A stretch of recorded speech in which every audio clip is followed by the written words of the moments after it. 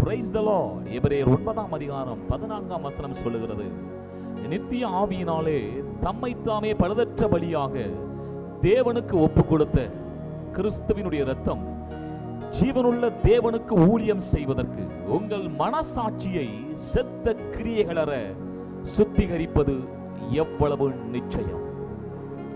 இந்த உலகத்தில் நம்மை குறித்து உலகத்தின் மனிதர்கள், உறவுகள் நல்ல சாட்சிகளை கொடுக்கலாம்.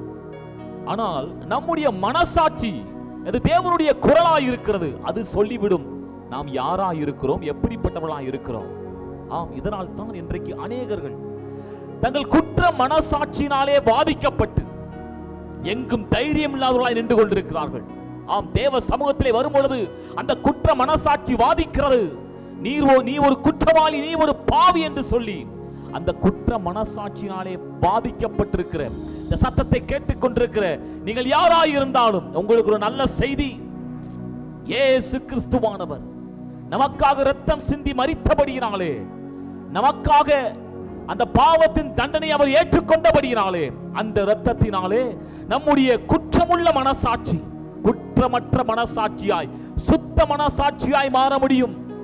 அங்கே ஆண்டவருடைய வார்த்தை இப்படி சொல்லுகிறது, இந்த இயேசு கிறிஸ்துவின் இரத்தம் நம்முடைய மனசாட்சியை சுத்திகரித்து அவருக்கென்று ஊழியம் செய்யும் அளவிற்கு மாற்றி விடுகிறதா.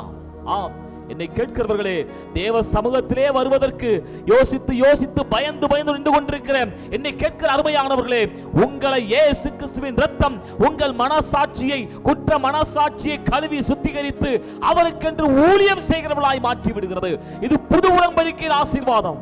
இந்த வார்த்தையை நம்புங்கள். இந்த வார்த்தையின்படியே கர்த்தர் நம்மை ஆசீர்வதிப்பாராக. ஆமென்.